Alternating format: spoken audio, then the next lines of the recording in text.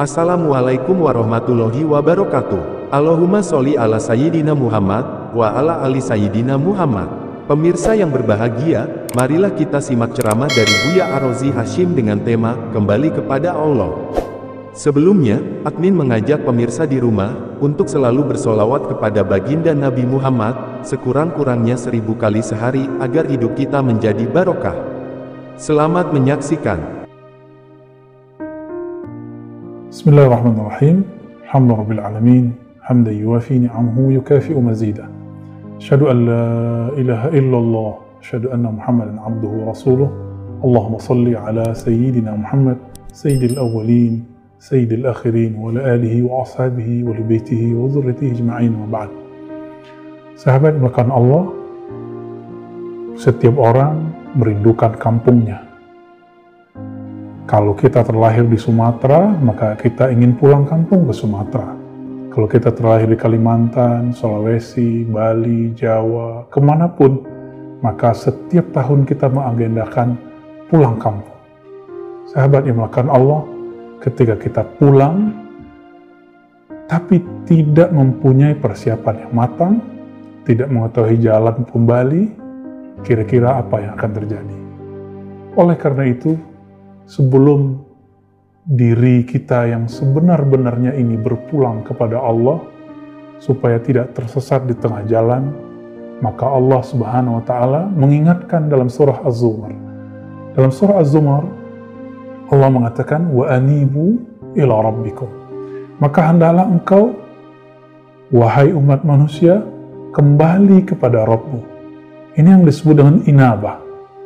Inabah artinya seorang hamba mempunyai kesadaran untuk mempersiapkan dirinya kembali sebelum suatu saat dia benar-benar kembali dengan kematian. Apakah benar ketika ada orang meninggal, langsung dia mendapatkan rahmat Allah?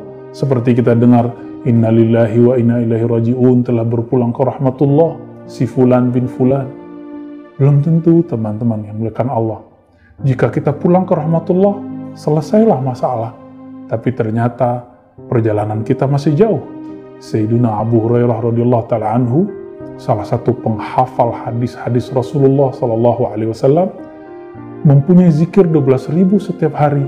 Tapi ketika beliau hendak sakaratul maut, beliau kemudian mengatakan, Ya Rabb, zadi qalil wa safari ba'id. Ya Allah, perbendaharaanku sedikit, bekalku tidak banyak, tapi perjalananku masih jauh. Karena Allah bukakan saat itu hijab rohaninya, sehingga belum menyaksikan panjangnya barzakh, belum menyaksikan lamanya padang mahsyar.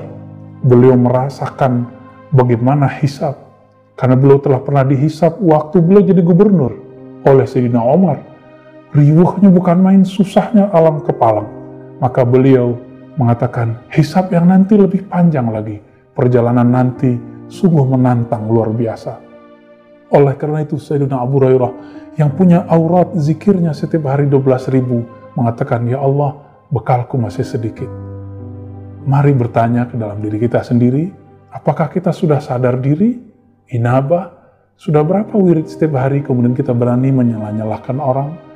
Sudah berapa aurat kita setiap hari sehingga kita berani menganggap kelompok sebelah lebih rendah dari kita semua? Allahumma shalli ala nabiyina Muhammad. Sahabat yang melakukan Allah, oleh karena itu, Allah kemudian mengingatkan terus, wa anibu ila rabbikum. Maka sadarlah kamu kepada Rabbmu. Lalu Allah menyebutlah orang yang inabah itu dengan sebutan munib. Disebutkan dalam surat Qaf, ya. Inna fi dzalika la dzikra liman kana lahu qalbun. Ya. Sesungguhnya peringatan itu hanya ada bagi orang yang punya kalbu. Yang punya kalbu itu disebutkan di ayat-ayat sebelumnya. Man khasyar rahman, orang-orang yang takut kepada Allah. Lalu di ujung disebutkan wajah abi qalbin munib, yang mereka datang dengan kalbu yang penuh kesadaran, kalbu yang penuh merasa dirinya hina di hadapan Allah Subhanahu wa Ta'ala. Ini yang disebut qalbun munib. Dan hebatnya, Allah menyebut qalbun munib itu adalah Sayyidina Ibrahim alaihissalam. Beliau disebut qalbun munib, orang yang datang dengan qalbu yang munib, yang sadar. Dan Allah juga menyebutnya salim, orang kalau sudah sadar maka dia akan dapat satu buah, yaitu qalbun salim, hati yang sehat, hati yang terbebas dari angan-angan dunia, dari penyakit-penyakit rohani. Sahabat yang melakukan Allah, inilah yang kita maksud, kembali kepada Allah Subhanahu wa Ta'ala. Sayyidina Rasulullah SAW, Nabi Muhammad, beliau mengatakan, innahu la yughanu fi qalbi, sesungguhnya kalbuku pernah mengalami ghain. Apa arti ghain? Tutupan cahaya yang menyilaukan mata beliau. Cahaya apakah itu? Mungkin cahaya penyingkapan rohani, belum memandang kepada akhirat, surga, neraka, bidadari, kepada keajaiban-keajaiban. Tapi kemudian itu membuat beliau sibuk daripada Allah Subhanahu wa Ta'ala. Maka Rasulullah SAW ditegur, wastaqim kama umirta, hendaklah kamu bertahan, kembali sadar seperti kamu diperintahkan. Oleh karena itu Nabi mengatakan, wa inni la astaghfirullah wa atubu ilaih 70 marrah. Sesungguhnya aku minta ampun kepada Allah dan memintanya agar menerimaku kembali 70 kali setiap hari. Bayangkan sahabat melakukan Allah, apakah itu sebuah dosa? Rasulullah memandang surga, lalu asik melihat surga. Apakah itu dosa? Tidak. Rasulullah melihat neraka, lalu ketakutan dengan neraka. Apakah itu dosa? Tidak. Beliau asik melihat alam-alam rohani, alam-alam gaib. Beliau berselancar raya di sana. Asik di sana. Ini yang disebut nurun ala nur. Beliau menembus nur terus sampai tiada ujungnya. Namun semuanya berpulang kepada Allah. Inilah istighfarnya Nabi. Nabi sadar diri, karena kita belum sampai ke sana, maka kembali kepada Allah dimulai dari lisan kita yang menyebut namanya. Maka Allah membuka risalah kenabiannya, risalah kerasulannya kepada Rasulullah SAW dalam surah Al-Alaq dengan sebutan Iqra. Bacalah, apa yang dibaca? Bismi Rabbik, dengan nama Rabbmu. Kemudian dalam ayat yang lain, Al-Muzammil juga disebutkan, wazkur rabbaka, sebut nama, wazkur isma rabbika, sebutlah nama Rabbmu. Siapa nama Rabbmu? Allah. Inilah yang dizikirkan Nabi, dengan nama inilah Nabi berlayar datang kembali kepada Allah Subhanahu wa Ta'ala.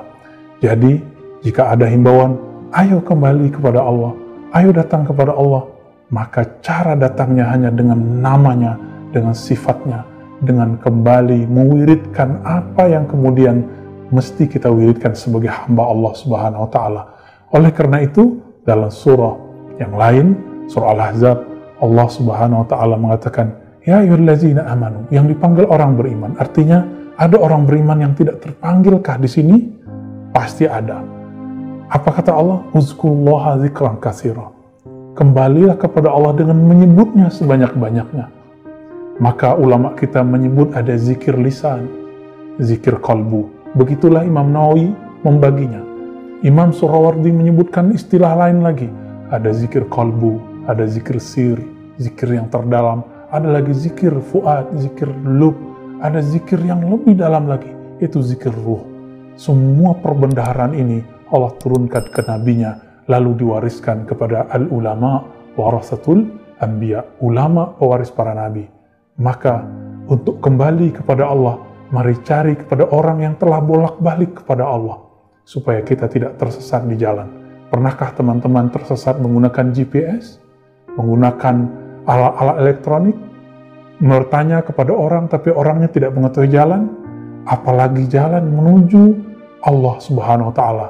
Maka akan muncullah mursyid-mursyid palsu, akan muncul orang-orang yang tidak ahli, kemudian mengaku ahli, akan muncul orang-orang yang kemudian menyesatkan kita, padahal dia tidak tahu jalan kebenaran.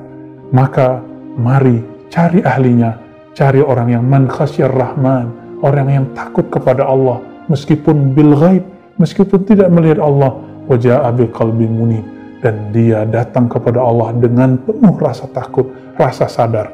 Inilah yang disebut berpulang kepada Allah, kembali kepada Allah. Mari temukan guru yang membimbing kita, sahabat yang mengingatkan kita. Semoga Allah menerima keberadaan dan kedatangan kita. Wassallallahu ala nabiyina Muhammad wa ala alihi wa ashabihi wa li baitihi wa dzurriyyatihi ajma'in. Walhamdulillahirabbil alamin. Assalamualaikum warahmatullahi wabarakatuh.